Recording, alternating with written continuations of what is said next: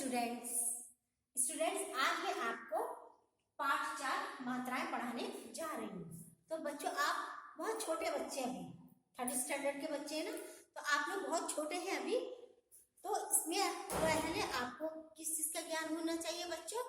मात्राओं का ज्ञान होना चाहिए। अगर बच्चों आपको मात्राओं का ज्ञान नहीं होगा तो आप आगे नहीं पढ़ पाएंगे। तो सबसे पहले मैं आपको क्या करवाती हूँ? मात्राओं का ज्ञान करवाती हूँ। जब स्वर के साथ स्वर आता है तो उसकी मात्रा नहीं लगती है। यहाँ कहने का क्या है बच्चों?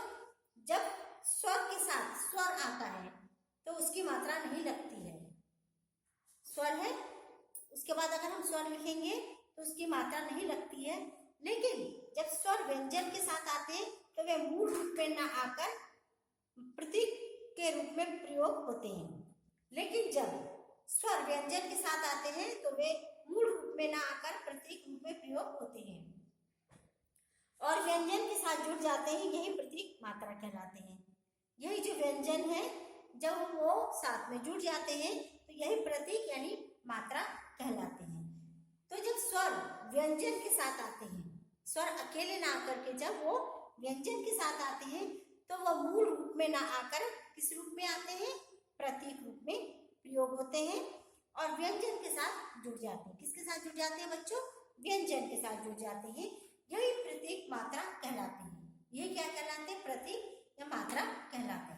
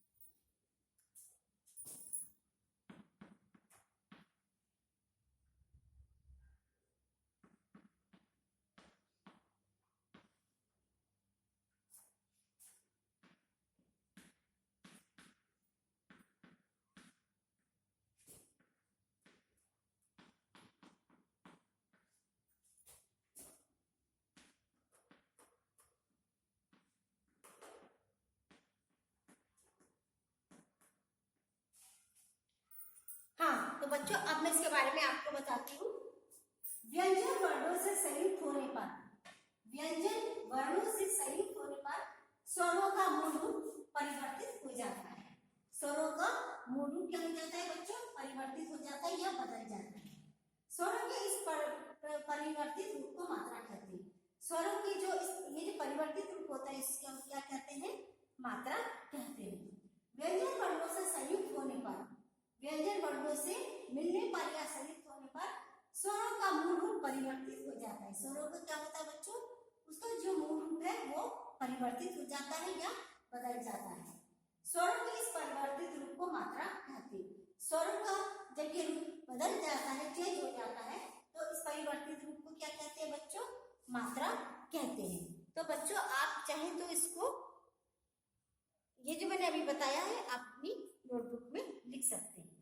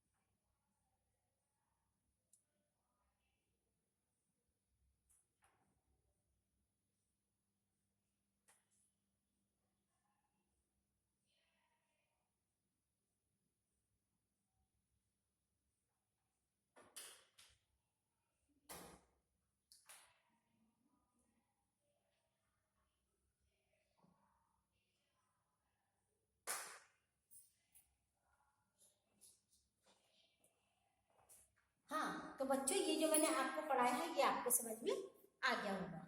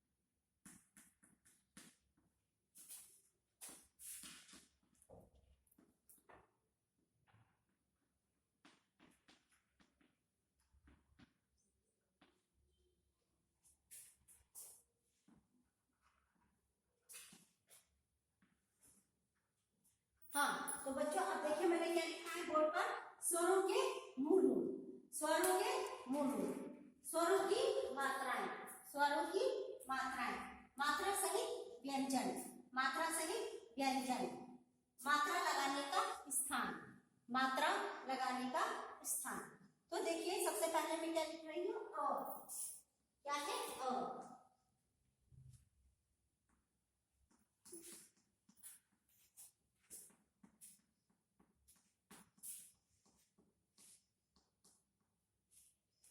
और क्या है हमारा स्वर है, तो आ की मात्रा नहीं होती, जैसे क,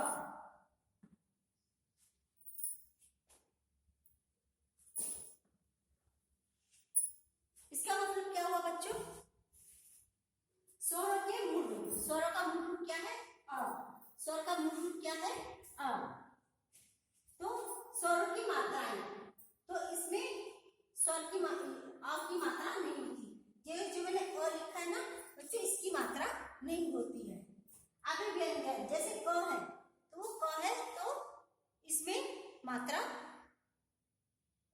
जैसे मात्रा से ही व्यंजन, तो यहाँ पर मैंने क्या लिखा है क को लिखा है, और मात्रा लगाने का स्थान, मात्रा लगाने का स्थान कुछ भी नहीं होता है क्योंकि अ की मात्रा नहीं होती है।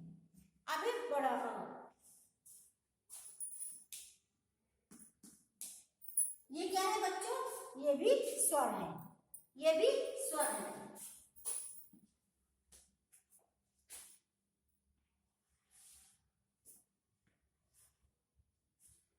अब जैसे बड़ा आ, तो इसकी मात्रा क्या कैसे होती है, ये वाली मात्रा यहाँ लगती है, बड़ा आ की मात्रा कहाँ लगती है, यहाँ लगती है, जैसे इसमें मात्रा नहीं है, ठीक है, तो ये कैसा है बिना मात्रा का है। ये जो व्यंजन है मात्रा से एक व्यंजन, यानी मात्राओं के साथ यहाँ पर व्यंजन आपको बताऊंगी, मात्राओं के साथ क्या बताऊंगी बच्चों आपको, व्यंजन, तो मात्रा सहित व्यंजन, तो यहाँ पर मात्रा सहित व्यंजन कौन कौन से है वो मैं बताऊंगी। मात्रा सहित व्यंजन जैसे क है तो इसकी मात्रा नहीं होती है, जैसे यहाँ पर मैंने बताया है इसकी मात्रा नहीं होती है। अब है अ, तो यहाँ पर क, यहाँ पर हम क्या लिखेंगे क,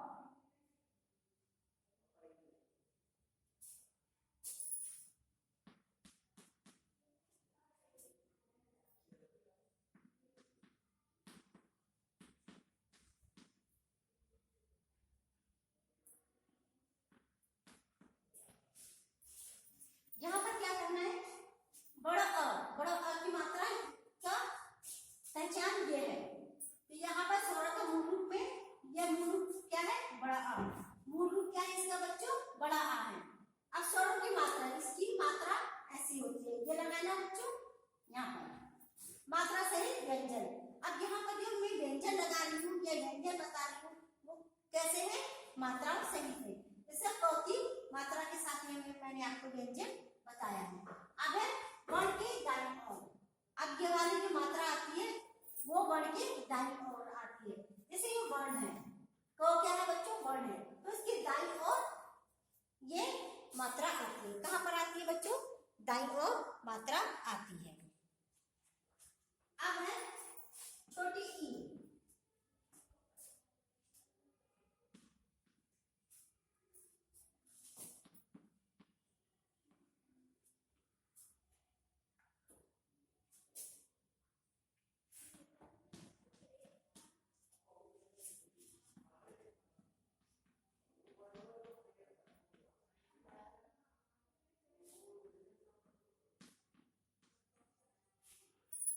अब इसको मैं आपको बता दूं, जैसे छोटी ई है तो ये क्या है? स्वरों का मूल रूप है। स्वर का मूल रूप क्या है? ई है, छोटी ई। तो स्वर की मात्रा है, इसमें कौन सी मात्रा लगेगी? इसके साथ ये वाली, ठीक है, ये ई की मात्रा है। तो मात्रा सहित व्यंजन, आप यानी जैसे मैंने वर्ड लिखा है, ठीक है, ये वर्ड है, वर्ड यानी व्यंजन है, तो इस व्यंजन के मैं इधर लिखूंगी, यानी वर्ड के बाईं ओर। ये जो वर्ण है इसके बाईं ओर में जो मात्रा लगाऊंगी वो किसकी मात्रा होगी? छोटी ई की मात्रा होती है। अब है बड़ी ई की मात्रा।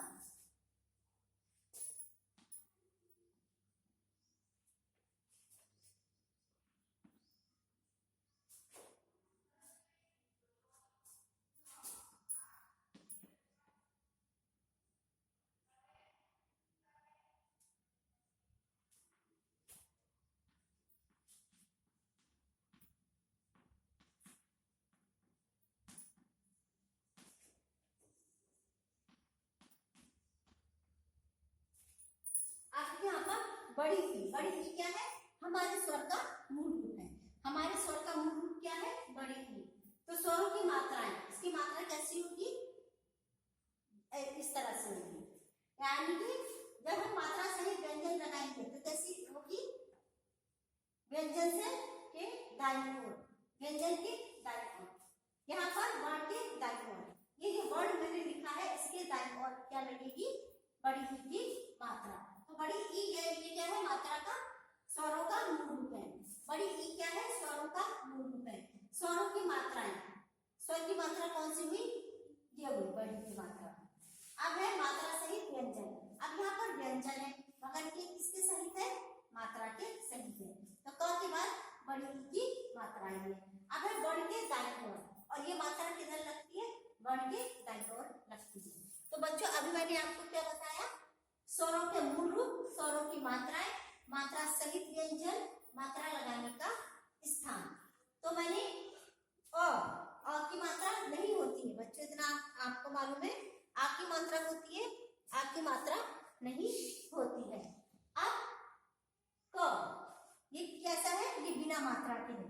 यह मैंने क जो लिखा है बच्चों, ये बिना मात्रा के है, और मात्रा लगाने का स्थान पे मैंने ऐसे डैश किया है। इसका मतलब क्या है? मात्रा लगाने का कोई भी स्थान नहीं होता है। अब है बड़ा अ, जिसकी मात्रा ये होती है, और क के बाद अ की मात्रा लगती है वर्ण के दाईं ओर, यानी ये जो वर्ण है इसके दाईं ओर। अब छोटी ई की मात्रा यह है, यहाँ पर क से पहले लगेगी, यह वर्ण के बाईं ओर। अब बड़ी ई, इसमें ये मात्रा है, क के बाद लगेगी वर्ण के दाईं ओर। तो बच्चों आज मैंने आपको क्या बताया है? मात्राएं। आपको बहुत जल्दी समझ में आ गई। थैंक यू बच्चों।